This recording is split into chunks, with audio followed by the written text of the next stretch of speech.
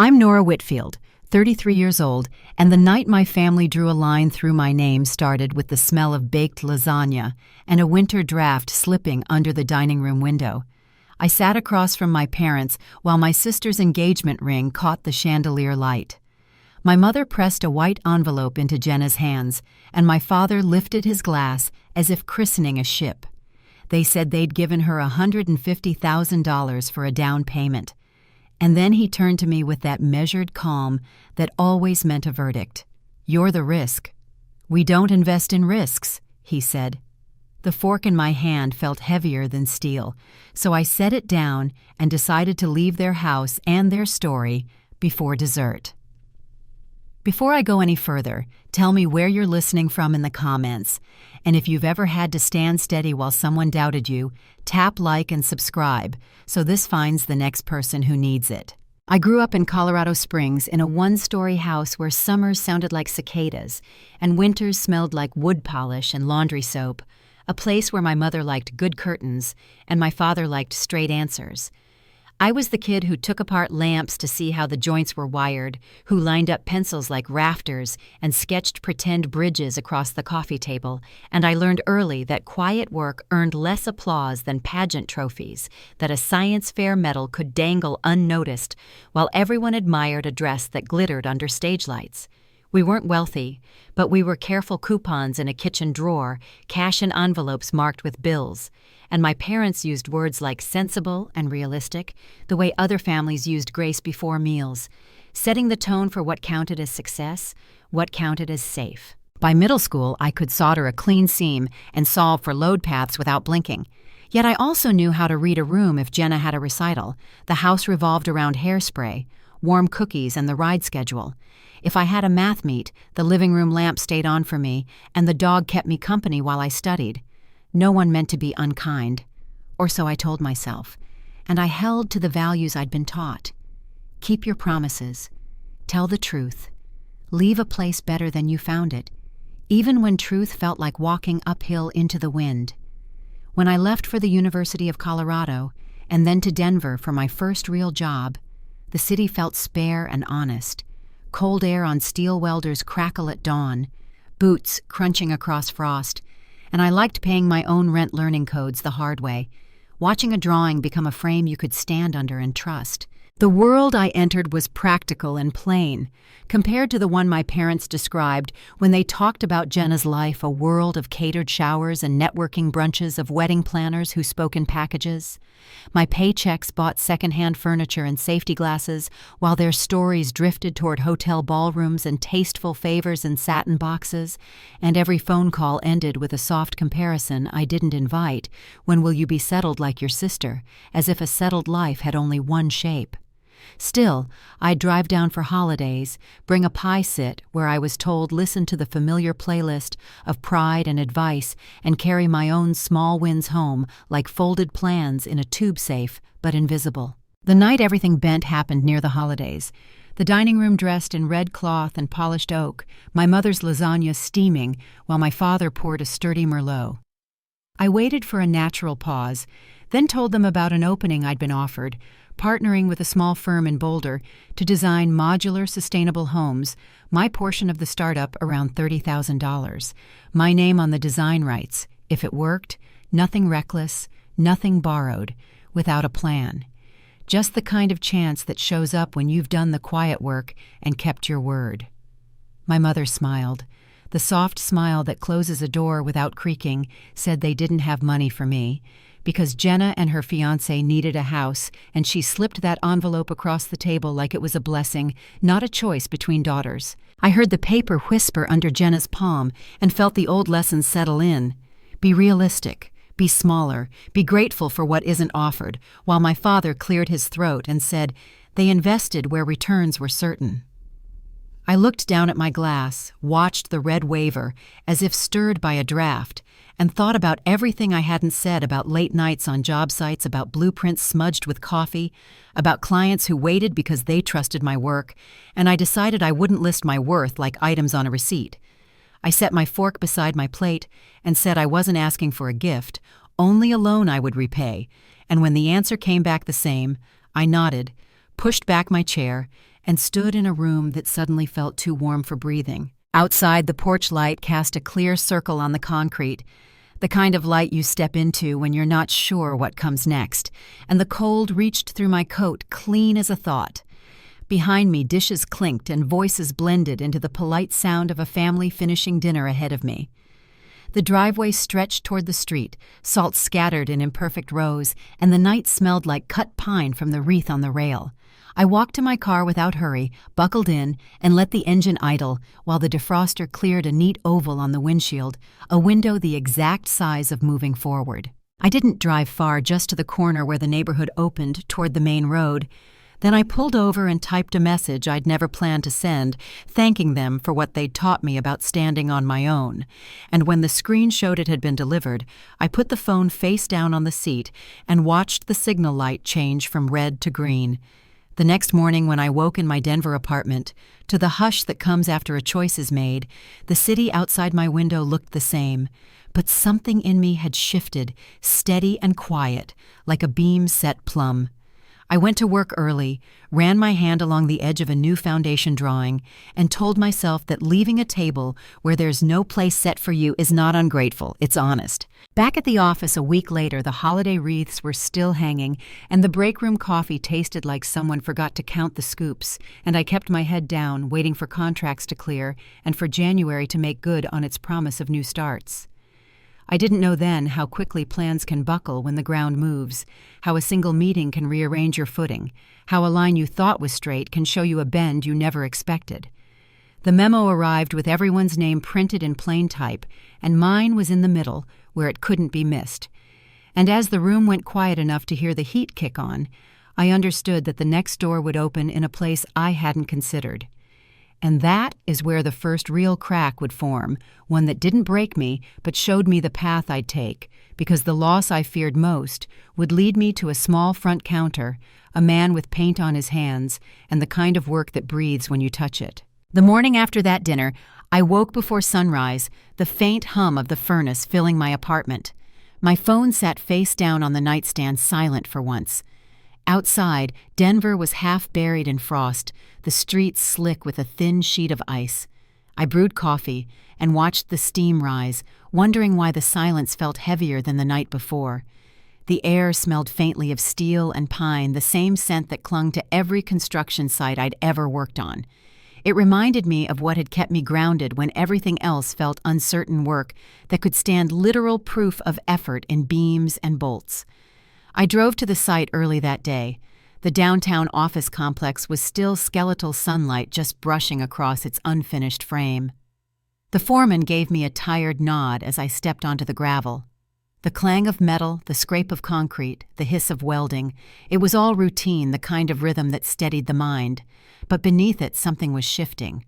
That dinner had left a fracture that no amount of logic could smooth over.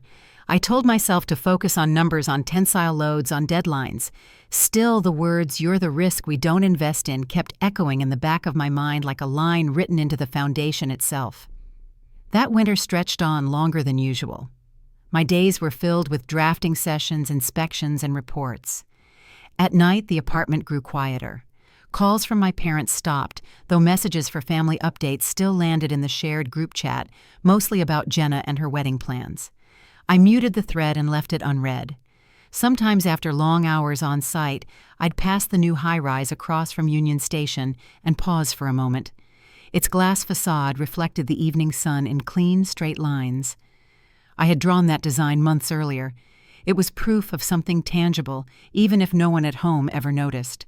I didn't expect the next blow to come from somewhere outside the family. One Monday morning, our director called everyone into the main conference room.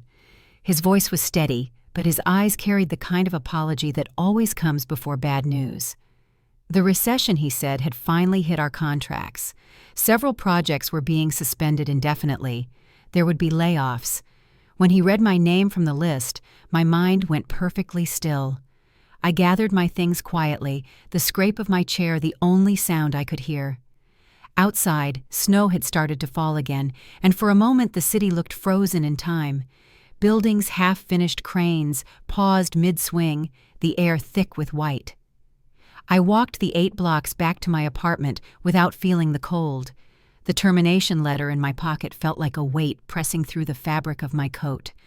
That night I sat at my kitchen table long after the lights of nearby buildings went dark. I made a list of the things I could still control: my savings, my apartment lease, the few small freelance clients I'd helped in the past, but none of it added up to much. My parents didn't call. Jenna posted pictures from a bridal shower. I turned off my phone and stared out at the snow swirling beyond the glass. It wasn't sadness that settled in, it was something quieter, almost hollow, like a space left unfilled. The weeks that followed moved slowly. I applied to every firm I could find, sent out dozens of emails that went unanswered. The silence between applications stretched into hours, then days. To keep my hands busy, I started sketching again small designs. At first, tiny houses drawn in fine pencil lines, the kind of structures that balanced simplicity with strength. I had no client, no purpose for them other than to stay sane. But every new drawing pulled me a little closer to something that felt real again. One gray afternoon, I packed up my laptop and headed to a small cafe near my building, a place called Hale's Corner. It smelled like roasted beans and old wood, the kind of place that felt lived in rather than decorated. I sat at the back table scrolling through job boards when a voice interrupted me. "You're Nora Whitfield, right? The engineer who worked on the Union Station project I looked up to see a man in his 60s with silver hair and a paint-streaked apron. His name, he said, was Arthur Hale, the owner. I heard you were between jobs," he added gently. "I could use a hand. The place needs a bit of life, but my budget's about as tired as the paint." He told me he could only pay about $1,000 if I could rework the interior, something simple, functional. I hesitated, then nodded. It wasn't a contract or a career move, but it was something I could build. Over the next few days, I returned with a tape measure, a notepad, and a small toolkit. I traced the uneven lines of the floor, measured the window frames, and sketched rough concepts on napkins between sips of coffee. Arthur would hover nearby, offering quiet encouragement. "Do whatever feels right," he said once. "Just make it feel like a place people want to stay." I decided to keep the structure intact, but brighten the space. I sanded down the counter, reused old planks to build a new bar, replaced the heavy curtains with glass panels that let in the afternoon light. The walls, once dull yellow, I repainted in a muted gray that made the wood grain pop. Each evening I left covered in sawdust hands, raw but steady. When the final light fixtures were installed, small glass pendants glowing like lanterns, the cafe looked transformed, not fancy but alive. Arthur stood in the doorway that last day, his eyes shining. "Didn't think this old place could look like that again," he said. "You gave it its heart back." I smiled, unsure what to say. A week later, he called me with a tremor in his voice. A local paper had featured the cafe under the headline, "A Forgotten Corner Comes Back to Life." My photo was tucked in the corner of the article, holding a paintbrush midair. The next morning, my inbox flooded with messages from people asking if I could help design small spaces, remodels, or renovations on a budget. It wasn't the kind of recognition my parents would brag about, but for the first time, someone had noticed what I built, not just that I built alone. By early spring, I was taking on 2, sometimes 3 small projects at once. Apartment reworks, backyard studios, tiny houses for people who wanted a simpler life. The work was exhausting, but deeply satisfying. I used reclaimed wood, recycled glass, and handmade pieces whenever possible. Every project carried its own story, and each client brought a new lesson. Some nights I'd drive past Hale's Corner just to see the lights still glowing inside the tables, full, the place alive. It reminded me that the smallest jobs sometimes lay the strongest foundations. Around that time, a contractor I'd met at the cafe recommended me for a larger project, a modest brick home on the edge of Golden, Colorado.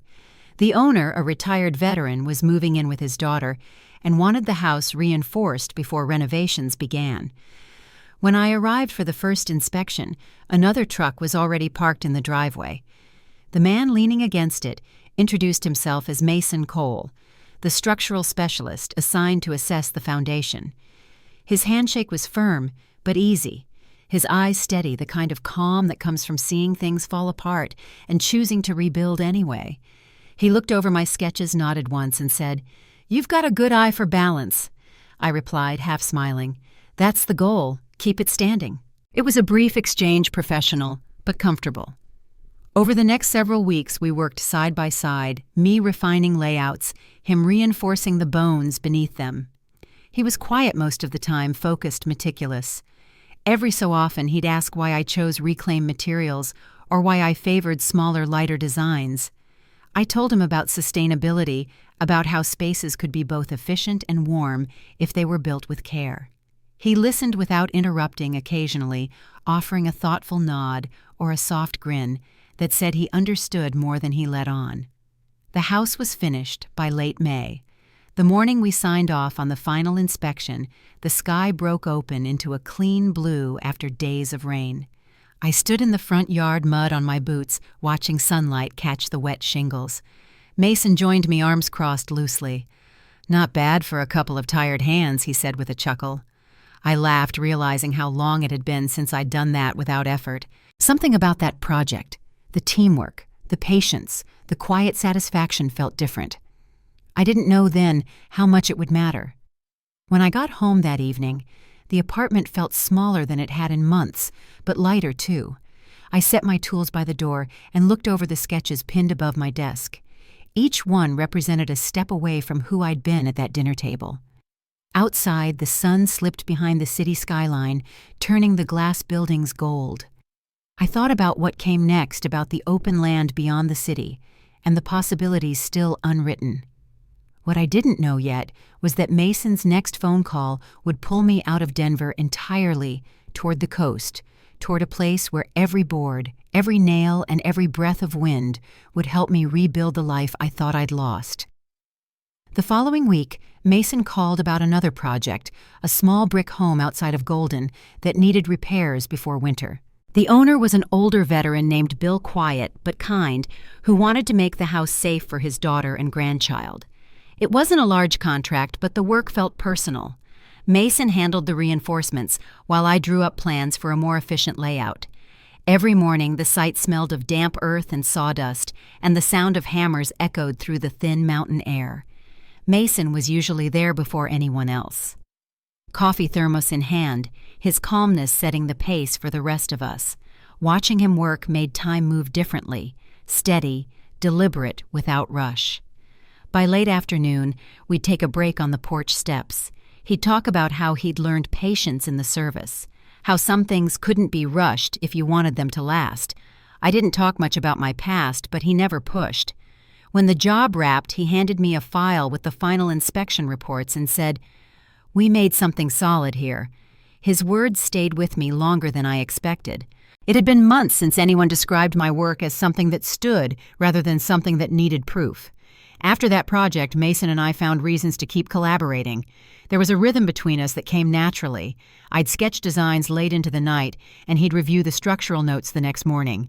We were both practical people, but somehow those long workdays started to blur into dinners, shared after hours.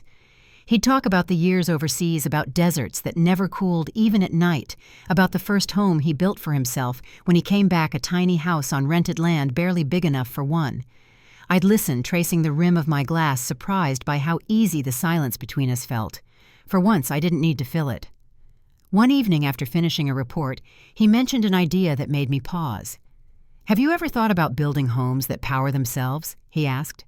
"Not big developments, just small, smart, sustainable ones that could give people independence."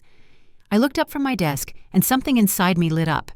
I told him it was the dream I'd shelved years ago, the modular housing concept I'd once pitched to my parents the same night they called me a failure.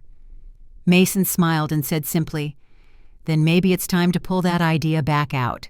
He called it the Greenlight Project. I preferred Evergreen. The name sounded like something that could last. For months, we worked in quiet partnership. My apartment became part workshop, part studio, littered with sketches, material samples, and models. Mason sourced contacts for recycled lumber and solar systems, while I refined layouts that made small spaces feel open. The more we planned, the more it felt like the start of something bigger than either of us had imagined. Then one Friday, he showed up at my door with 2 cups of coffee and a folded map. "You ever been to the Oregon coast?" he asked. I shook my head. He grinned, pointing at a small dot near the shoreline. There's land for sale near this town, Manzanita. Let's take a drive.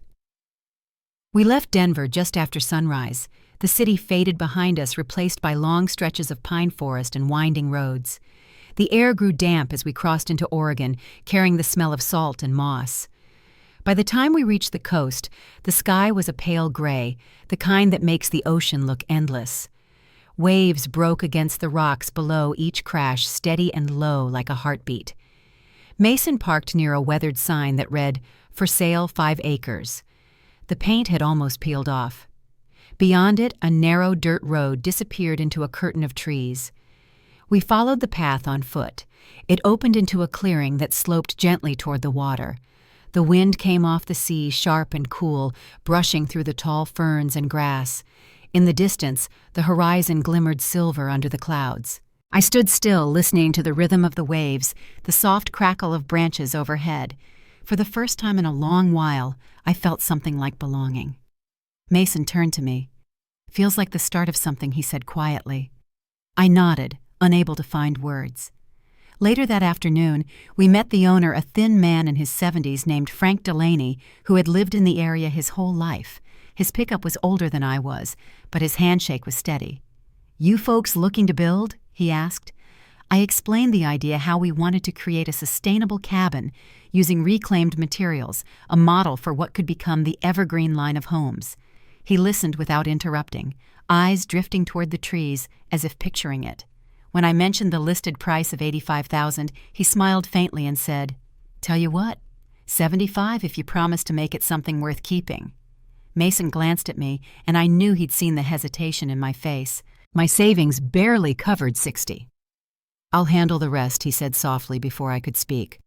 "We'll make it fair on paper." There was no pride in his voice, only partnership. We signed the paperwork that same day on the hood of Frank's truck. When it was done, Frank folded the documents carefully and said, "People think you need money to start over, but most of the time you just need faith." He tipped his hat and drove off down the gravel road, leaving us standing in the orange light of dusk. The forest around us swayed as if it had been waiting. That night, Mason built a small fire near the edge of the clearing. We sat side by side, our boots touching the cool earth. The ocean murmured somewhere beyond the dark. He handed me a notebook and said, "Start sketching. This will be the first of many." I opened it to a blank page and drew a simple outline, a small structure with a slanted roof and wide porch facing the water. I labeled it Evergreen Cabin. The lines were quick and rough, but I could already see it standing there, solid and real. The fire popped scattering sparks into the wind, and Mason said, "You realize you just designed your new life." I didn't answer, just smiled at the page and let the sound of the sea fill the silence. The following morning, the sky cleared to a pale blue. Mist hung low over the trees, and the air smelled of rain and cedar. We set up a small tent near the stream that cut through the property. The water was cold enough to numb your hands, but it tasted clean. Over the next days, we cleared brush, marked boundaries, and took notes on where the sun hit the land. Each evening, I added new sketches to the notebook details of the porch, the windows, the placement of solar panels. Mason handled logistics and structure, ensuring every beam could hold its weight. We didn't have a timeline, only a promise to build something that could stand through time. By the end of that first week, I had calluses on my palms again. The ache in my arms was familiar grounding. I hadn't felt that alive since my earliest days on site in Denver. One afternoon, as I measured the distance between 2 trees that would frame the porch view, I noticed the way the light filtered through the branches, thin gold strands falling on the ground like threads. I stood there for a moment, letting the sound of the waves mix with the steady rhythm of Mason's hammer striking wood. It felt like the world itself was breathing in sync with us. We worked through rain and sun, through mornings when fog wrapped the trees and nights when the stars came out so bright they looked close enough to touch. Slowly, the shape of the cabin began to rise. Each plank, each joint carried a story of the mistakes I'd made, the chances I'd taken, and the people who had doubted me.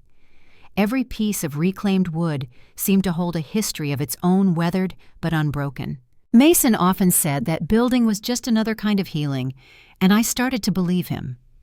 By the 4th month, the foundation stood firm, the walls upright. The cabin wasn't finished not yet, but its outline was visible through the trees, a structure simple enough to breathe, strong enough to last. On the evening we set the final beam, Mason handed me a small stone he'd found by the stream. "For luck," he said. I placed it in the wall near the front door before the wood closed around it. It would stay there, hidden part of the cabin's heart.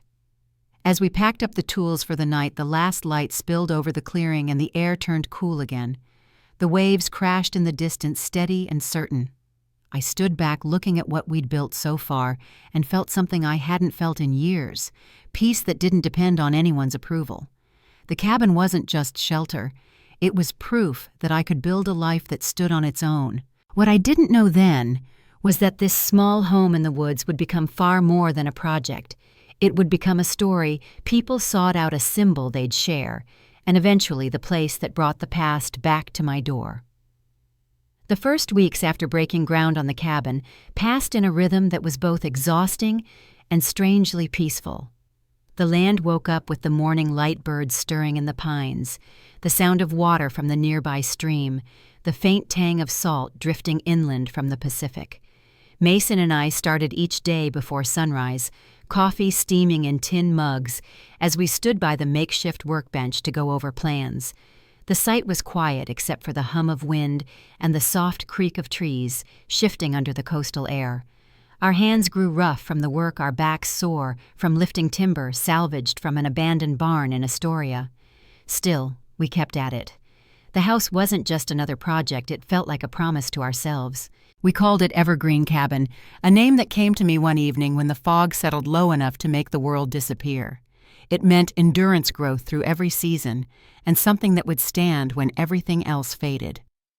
Mason carved the name into a small plank of wood and nailed it above the entryway post, a quiet reminder of why we were here. At first, progress was slow. We had no power tools beyond the essentials, and no hired crew, just a handful of friends from Denver who took turns flying out to help on weekends. Arthur sent care packages from the cafe jars of Beans coffee and a note that read, "Build it with heart." When the first frame rose, I stood back and felt something shift. The lines of the structure cut clean against the sky, and for the first time in years, I didn't think about whether it would be good enough for anyone else. By the third month, the cabin began to take shape. The walls were made of reclaimed pine that carried the faint scent of smoke and rain from its old life. We sealed every board by hand, brushing on linseed oil until the surface glowed a warm amber. On stormy nights, we'd shelter inside the half-finished frame, listening to the rain pound against the tarp roof. The sound filled every empty space, steady and wild. Mason would sit by the small fire pit we'd made and tell stories from his time in the service places, where the ground itself seemed to hum with danger, where silence was both safety and threat. I'd listen, watching the firelight play across his face, thinking how strange it was that peace could be found in a life built from what had once been broken. Some evenings after the work ended, we'd walk down to the cliffs. The ocean stretched endlessly, the horizon a blur of gray and silver. I remember one night when the sky cleared just enough to show the stars. The wind whipped through our jackets sharp and cold, but Mason reached over and wrapped his arm around me. Neither of us said a word. There was no need to name what we both already knew, that this place and what we were building had become something sacred. As the months went on, the routine of building became its own kind of meditation. Each board we placed, each joint we measured, carried its own quiet satisfaction. We made mistakes, angles slightly off panels that didn't fit the first time, but we fixed them, learned, and kept moving. Sometimes exhaustion hit so hard, I'd sit down in the dirt and just stare at the horizon. Mason would hand me a bottle of water and say, "One plank at a time."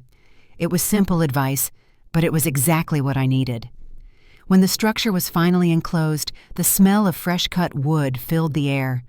Light poured through the unfinished windows, catching the dust in bright golden beams. I spent hours inside sanding, painting, and piecing together small details from whatever materials we could find. The kitchen counter came from old pine boards, the shelves from window frames pulled out of a demolished farmhouse. Nothing matched perfectly, but everything fit.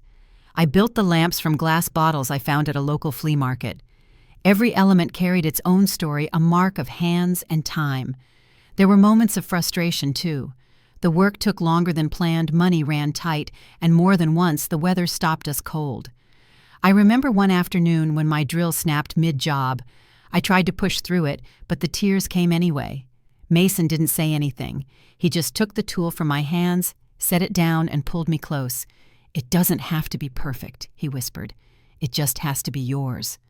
Those words settled deeper than any comfort I'd ever been given. By the 6th month, the roof was on. Mason and I climbed up to secure the last panel just as the sun broke through the clouds. The sea below caught the light, turning every ripple into molten gold.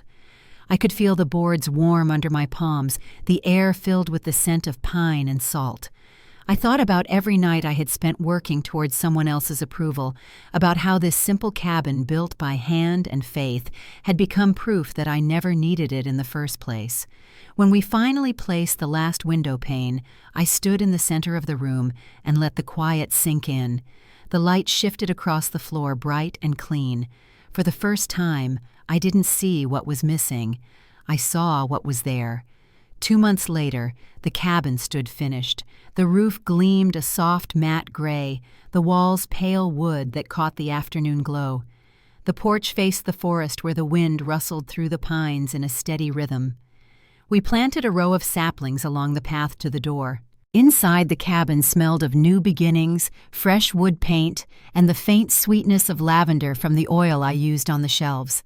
I placed a small lamp on the windowsill, one I'd built from a block of wood and a glass bulb.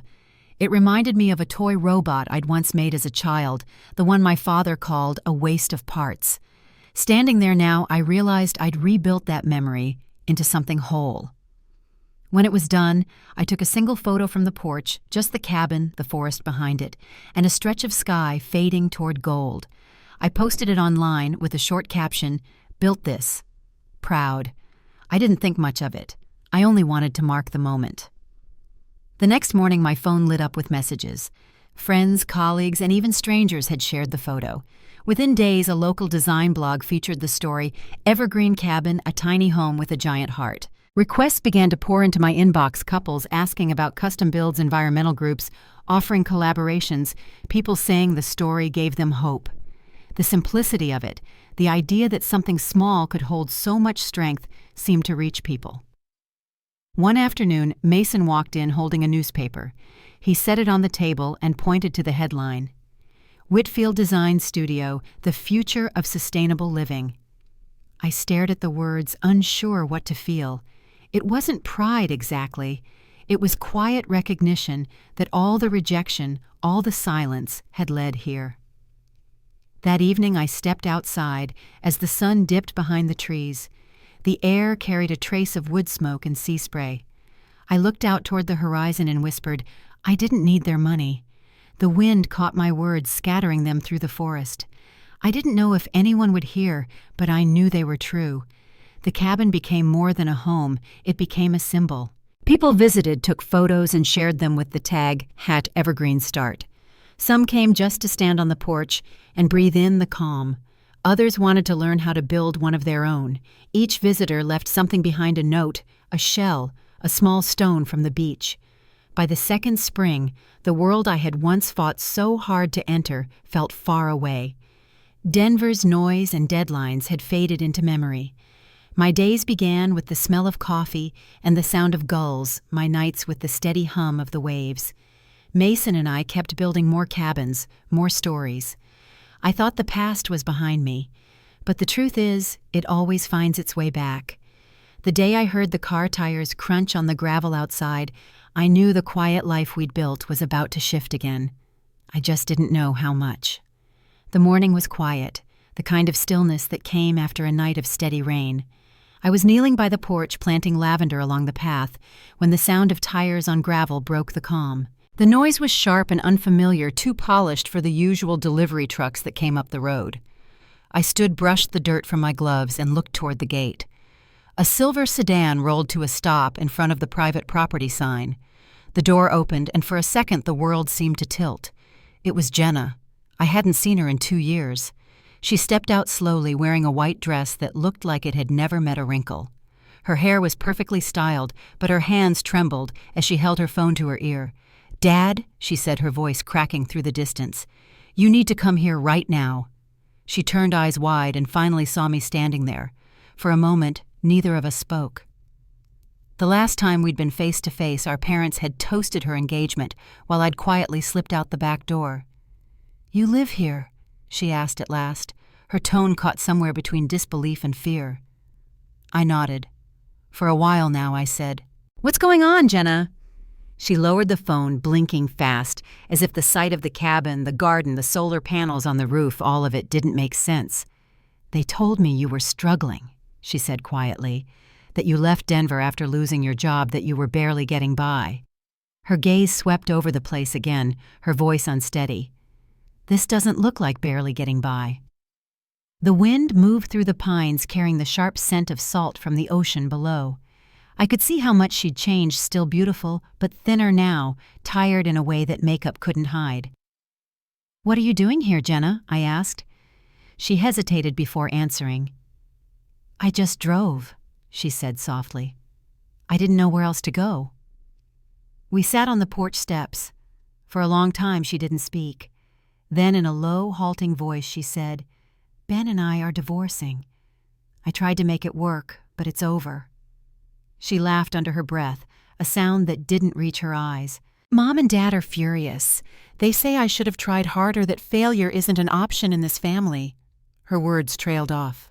I looked at her, seeing the woman she'd become a reflection of everything our parents had taught her to value and everything they'd denied me. "I don't hate you, Jenna," I said quietly. "You were just playing by their rules." She looked down at her hands, twisting her wedding ring until it slid free. "Maybe that's the problem," she whispered. "I don't even know who I am without them telling me." The air between us was still heavy with things we'd never said. She stood and walked toward the cabin wall, running her fingertips along the smooth wood. "You built this yourself?" I nodded. "Every piece," I said. "With help from people who believed in the person they once called a failure." She smiled faintly, then shook her head. "They won't believe it," she said. "They need to keep that story alive, the one where you disappeared because you couldn't make it."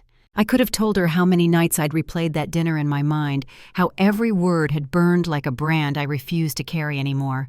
But looking at her, then fragile and unsure, I saw no use in reopening those wounds. "They'll believe whatever helps them sleep," I said instead. She turned toward me, her eyes wet. "You don't need them anymore," she said. "And I still do." Her voice cracked on the last word. I didn't move closer, afraid that if I did, she'd break apart. "Then stop living for them," I said gently.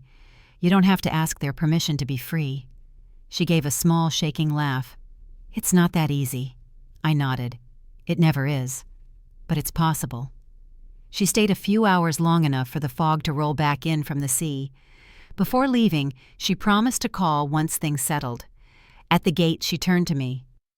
"Are you happy?" she asked. I hesitated, then smiled. For the first time in my life, yes. She nodded once, eyes glistening, then got in her car and drove away. The sound of her engine faded down the road until all that was left was the rustle of wind through the lavender. An hour later, the sound returned, different this time, deeper, heavier. I didn't need to look to know who it was. A black SUV pulled into the drive, kicking up dust as it stopped short. My parents stepped out, their faces pale and tight. My mother's lipstick was smudged, her hair pinned too neatly for a spontaneous visit. My father's jaw was set in the same expression I'd seen my whole life when he thought he was losing control. He didn't waste a second. "Where did you get the money for this?" he demanded. His voice cut through the quiet like a blade.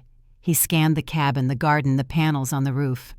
"Don't tell me you built all this alone." My mother clutched her handbag like it was a lifeline. "Nora, we only want to understand," she said, though her voice trembled. "You could have come to us if you were struggling." I set down the pruning shears I'd been holding and wiped my hands on a cloth. "From the day you called me a failure," I said evenly, "I decided that every word you used to belittle me would become the foundation of what I built." My father frowned, clearly confused. "What's that supposed to mean?" "It means every insult was capital," I said. "Every time you said I wasn't enough, I worked harder. Every time you praised Jenna for being safe, I learned to take risks.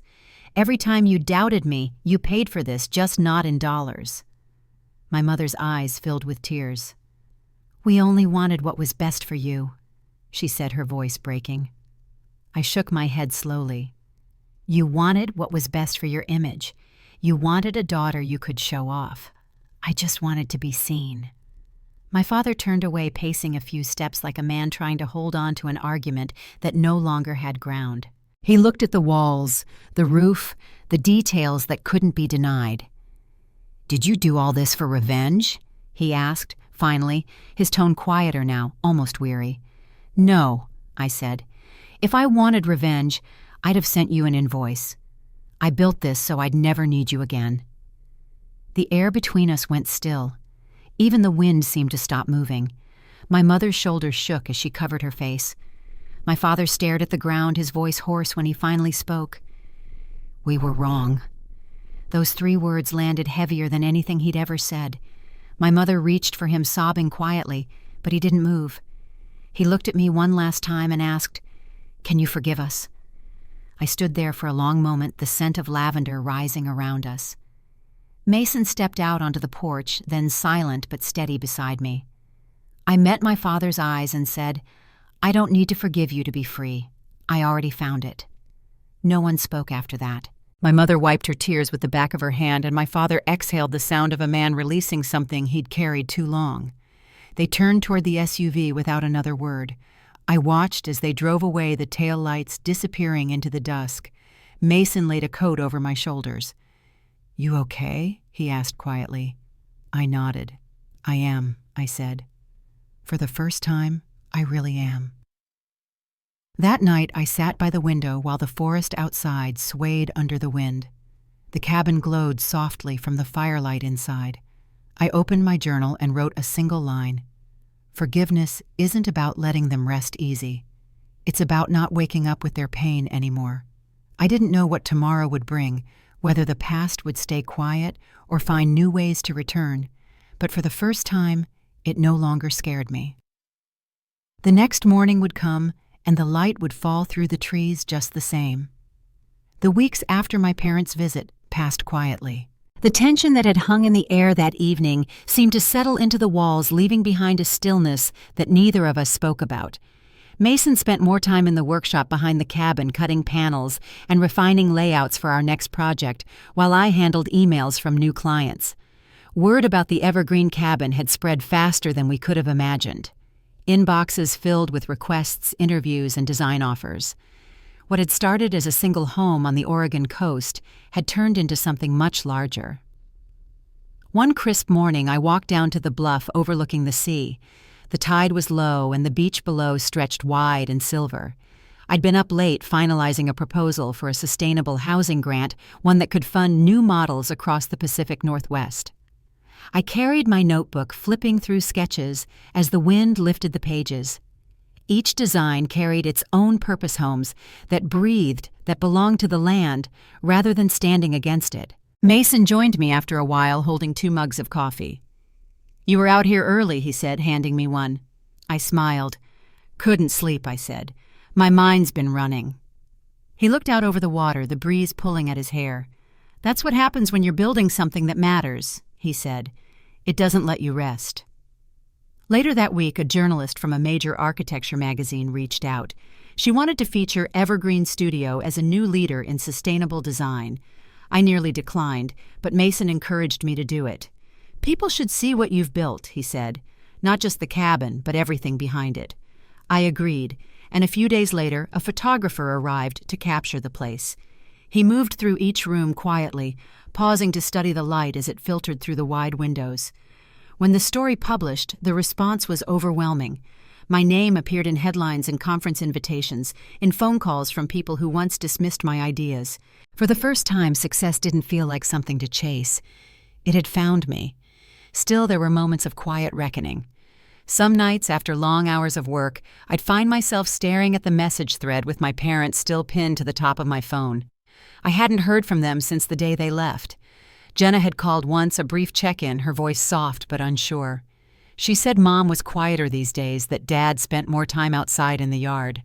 I thanked her and told her to visit when she could. By spring, Evergreen Studio had grown beyond the cabin.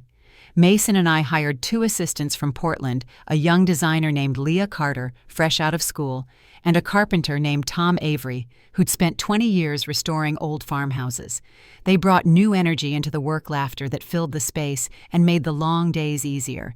Leah handled digital models, while Tom worked side by side with Mason on structural builds. It wasn't just a team anymore, it was a small family. One afternoon, while reviewing layouts for a new eco-home in Bend, I received an email from the State Housing Board. The grant proposal had been approved. Funding would begin within the month. I stared at the message stunned, then walked outside to find Mason. He was setting a beam in place for a new workshop addition. "We got it," I called out. He looked up, sweat glinting on his forehead. "The grant?" I nodded. He broke into a grin and pulled me into a hug. "You did it," he said. I shook my head. "We did it." That night we celebrated with the team. We lit a small fire on the porch, grilled vegetables from the garden, and opened a bottle of wine Arthur had sent from Denver with a note that read, "Proud of you, kid." The air smelled of cedar and salt laughter, echoing through the clearing as the stars blinked overhead. For the first time in a long while, I felt the weight of my past lift entirely from my shoulders. In the following months, we broke ground on new projects. Mason handled logistics and travel, while I led design presentations. Reporters began calling the Evergreen model the architecture of hope. People wanted to learn how simplicity could change lives. Invitations arrived from universities and conferences, but I turned down most of them, preferring to stay close to the land that had given me back my sense of purpose. Then one morning, while I was drafting plans in the kitchen, my phone rang. The caller ID made my chest tighten. It was my father. For a moment, I just stared at the screen. The silence of the cabin seemed to stretch around me. When I finally answered, his voice came through softer than I remembered, careful, almost hesitant. "Nora, he said I wanted to thank you." I didn't know what to say. For what I asked quietly, for making something out of the silence, he replied. "Your mother showed me the article. You built something remarkable." There was a pause, then he added, "We sold the house, moved to a smaller place near the foothills. It's quiet here." I could hear the sound of wind through a window somewhere behind him, a faraway echo of my own life now. He didn't ask for forgiveness. He didn't apologize the way I might have imagined years ago. But in his voice, there was something I'd never heard before: respect. "Take care of yourself, Nora," he said finally. "Your mother wanted me to say she's proud." I swallowed hard. "Thank you," I said. "That means more than you know." When the call ended, I stood for a long moment, phone still in hand, the waves outside crashing in their steady rhythm. I didn't cry. I didn't need to. The words themselves were enough. The space between who they had been and who I'd become was too wide to bridge, but it no longer hurt to stand on my own side of it. That evening, Mason came in from the workshop carrying a small wooden box. "I made this for you," he said. Inside was a ring, carved from a smooth piece of maple, its grains swirling in soft patterns. "It's not fancy," he said with a faint smile, "but it's made to last." He took my hand, his voice steady. "We've built homes for others," he said. "Now let's build one together." The porch light flickered gently against the twilight as I realized what he meant. "Are you asking?" I whispered. He nodded. "I am." The ocean wind carried the faint sound of waves against the rocks below. My heart felt still and full all at once. "Yes," I said simply. "Yes, I will." The following weeks passed in quiet preparation. We didn't plan anything elaborate, just a small gathering by the water with the people who had helped shape this new life. Arthur flew in gray hair tousled from the wind, carrying 2 thermoses of his cafe's best coffee. Leah and Tom built a handmade arch of driftwood and pine branches. Even Frank came walking up the trail with a slow but steady stride, a gift of wildflowers in his hands. When the day came, the sky stretched clear and blue, the kind of light that made the sea shimmer like glass. Mason and I stood barefoot in the sand as the wind brushed through the ceremony, carrying our vows out toward the horizon. There were no grand speeches, no audience beyond a few friends, and the sound of waves. It was simple, honest, and exactly right. That night, after everyone left, we sat on the porch watching the lanterns flicker in the distance. Mason reached over, threading his fingers through mine. "Feels like the beginning," he said. I nodded. "It is." The world had shifted quietly without ceremony. My family might never fully understand the woman I had become, but I no longer needed them to. What mattered now was the life I had built, the one still growing one home and one heartbeat at a time. As the fire burned low, Mason leaned his head against mine and said softly, "You know people will always ask how you did it." I looked out toward the cabin glowing warm in the dark. "One plank at a time," I said. What I didn't know then was that the story of Evergreen, our cabin, our work, our life, was about to reach farther than either of us could imagine, setting in motion the change that would turn a simple dream into a movement. In the months after our wedding, life found a rhythm that felt almost like breathing. Mason and I woke before sunrise most days, coffee mugs warming our hands as the fog lifted off the ocean. The studio's workshop hummed by 8 saws and sanders rising into the steady chorus of progress. Evergreen Studio had become more than a name. It was a living thing growing faster than either of us expected. Clients arrived from as far as New York and Seattle, eager to walk through the cabin that had started it all. Some came just to touch the grain of the wood and breathe in the air. Our latest project, a cluster of 6 micro-homes for low-income families outside Portland, was unlike anything we'd done before. Each home was built from repurposed materials and designed for both beauty and function. It was the kind of work that mattered, and Mason often said that every nail we drove into those frames felt like a promise. We'd stand back in the evenings watching the walls rise one by one, the sun bleeding through the forest line until everything glowed gold. Then one afternoon, Leah burst through the workshop door, phone in hand. "Nora, you need to see this," she said, her voice half laugh, half disbelief. She handed me the screen. On it was a national headline, "The Woman Behind Evergreen, How One Cabin Sparked a Movement." Below it was my photo, standing in front of the cabin porch, wind in my hair, the sea blurred behind me. The article called me the architect of emotional sustainability, a phrase I didn't fully understand, but one that somehow fit. Within hours, emails flooded in from reporters, universities, even TV producers wanting to feature the story. By the following week, Evergreen was trending across social media. Photos of small cabins, recycled homes, and backyard studios filled the feeds tagged with #BuildLikeEvergreen. People from across the country were building their own versions of what we'd started. Mason stood beside me one evening as we scrolled through messages, teachers, single parents, retirees, all thanking us for inspiring them to create a place of their own. "You realize this isn't just design anymore," he said softly. "It's a movement." The attention was overwhelming at first. I wasn't used to cameras or interviews, and I stumbled through my first on-air segment, forgetting half my talking points.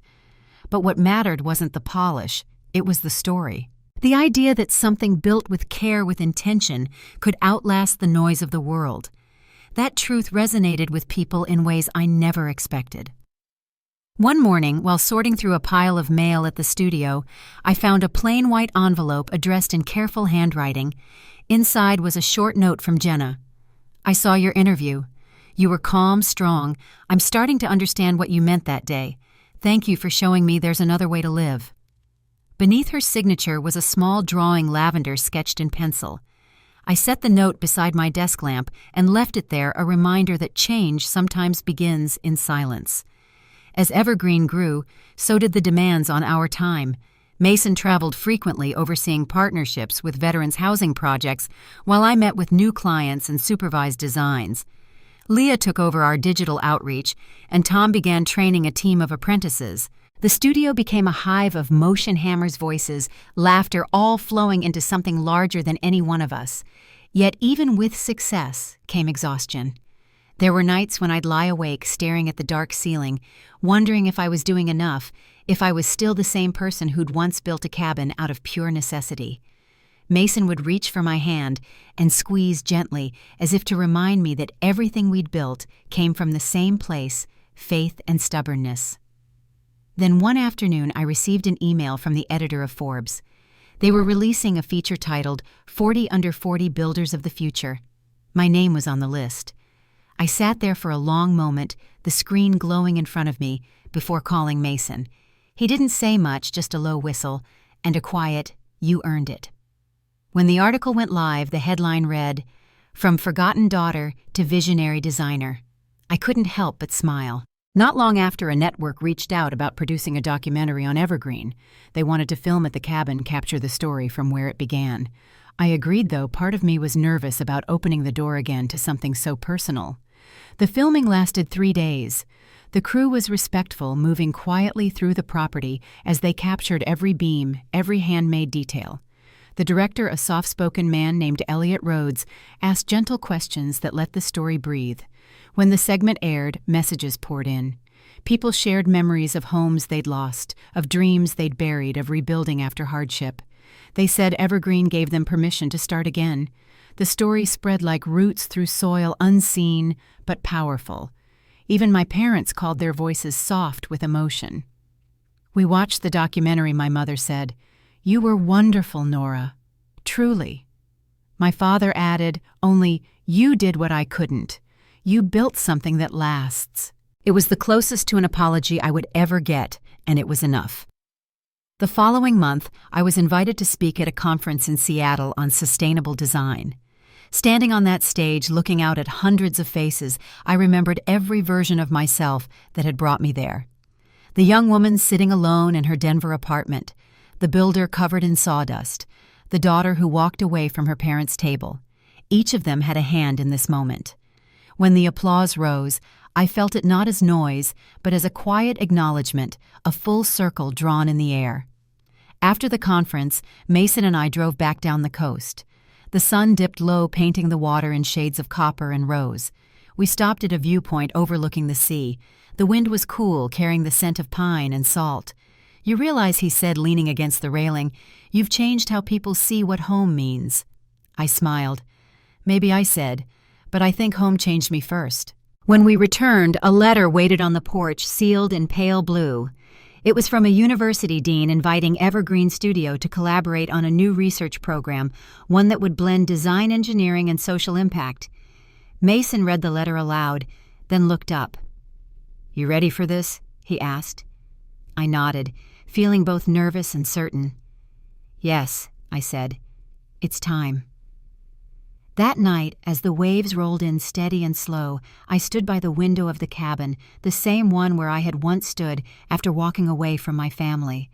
Outside, the trees swayed in the wind, and the lavender by the path moved gently in the moonlight. The life I had built no longer felt like a rebellion. It felt like peace earned plank by plank, but even in peace, there are echoes. The next morning, Mason came in from the mailbox holding a letter that wasn't addressed to either of us. It was marked with my parents' old return address and sealed in familiar handwriting. He handed it to me without a word. The envelope trembled slightly in my hand as I broke the seal, unaware that what lay inside would close one chapter of my life and quietly open another. The envelope in my hands felt heavier than it should have. The paper was thick, the handwriting precise, my father's written in the same even strokes I remembered from every birthday card he used to sign for Jenna and me. Mason stood nearby, quiet, waiting. The sound of the ocean was faint through the trees, steady as breath. I tore the seal open slowly and unfolded the letter inside. It began simply, "Nora, this will be the last letter I write." He said that he and my mother had spent the past year in the small house they'd moved to after selling the one I grew up in. They'd started a garden, joined a community group, and found a kind of peace they hadn't known before. My mother had been painting again. He wrote about how much they had watched Evergreen grow, how proud they were, though the words carried the weight of years they couldn't take back. Then came the line that stopped me cold. "Your mother passed quietly last month. She wanted you to have her sketchbook." Inside the envelope was another item, wrapped in brown paper, a small leather-bound book. When I untied the string, the scent of paint and old paper filled the air. Each page was filled with pencil drawings, gentle and imperfect flowers, landscapes, faces. On the last page, she had drawn the outline of a cabin, its roof slanted like ours, a row of lavender in front. Beneath it, she'd written, "For Nora, build with love." The world seemed to still. I traced the lines of her sketch, remembering the woman who once measured everything by appearances, who had taught me what beauty looked like, but not what it meant. And yet, in these final pages, she had found her own way to say what words never could. Mason rested a hand on my shoulder. Neither of us spoke. The letter slipped slightly in the breeze, the ink catching the last of the afternoon light. That night, I sat by the window, the sketchbook open on my lap. The cabin was quiet except for the low crackle of the fire. I thought about how much had changed since that dinner table in Colorado, the words that broke me, the silence that healed me, and everything I had built between. My parents' house was gone now, but the memories remained no longer sharp enough to wound. I whispered a soft goodbye to the version of myself who had waited so long to be seen. In the weeks that followed, I planted a young pine tree near the edge of the property and placed a small stone marker beside it engraved with my mother's initials. The soil was cold beneath my hands, but it felt grounding. When I stood again, the sea spread wide before me, endless and forgiving. Mason joined me, his hand finding mine. "She'd be proud," he said quietly. I nodded. Maybe she finally is. As the Seasons Turned Evergreen Studio continued to grow, we expanded into new states, partnering with schools and local builders to teach sustainable design. Leah led workshops for students who had never touched a drafting tool before, while Tom built training programs for veterans re-entering civilian life. Mason and I spent more time mentoring than managing. Each home completed, each life touched, felt like another branch extending from that first cabin. Sometimes when visitors came to tour the property, they'd stop in front of the original cabin and ask what inspired it. I always told them the same thing, that it was born from a wound, but built on faith, that it started with loss and became love in a different form. People often nodded, quiet and thoughtful, as if something in those words spoke to a part of them too. One spring afternoon, as the fog rolled off the coast, a silver car pulled into the drive. I recognized it before the door even opened. Jenna stepped out wearing a soft sweater and jeans, her hair loose in the wind. She looked older, not from age, but from growth. She smiled as she walked up the path. "I wanted to see the cabin again," she said, "and the tree." We stood there for a while looking at the pines swaying gently in the breeze. "I sold the house," she said finally. It was time.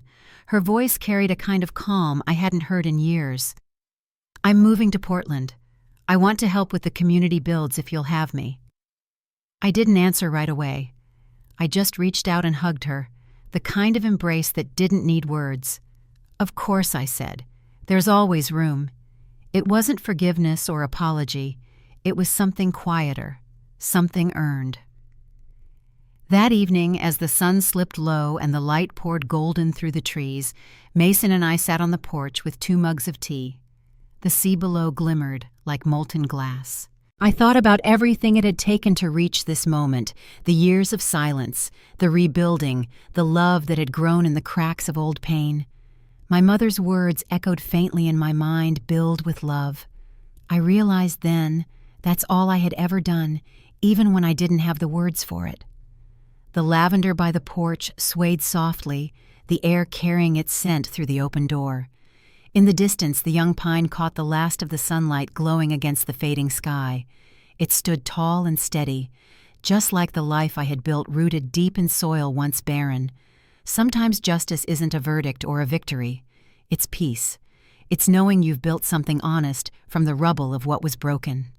And when you look back, you no longer see the pain, you see the path. So if you've ever been called a failure, if someone once told you that you'd never make it, remember this: you can still build something beautiful. One choice, one step, one breath at a time. Thank you for listening to my story. If it touched you, share it with someone who needs to hear that it's never too late to start over and never too late to build with love.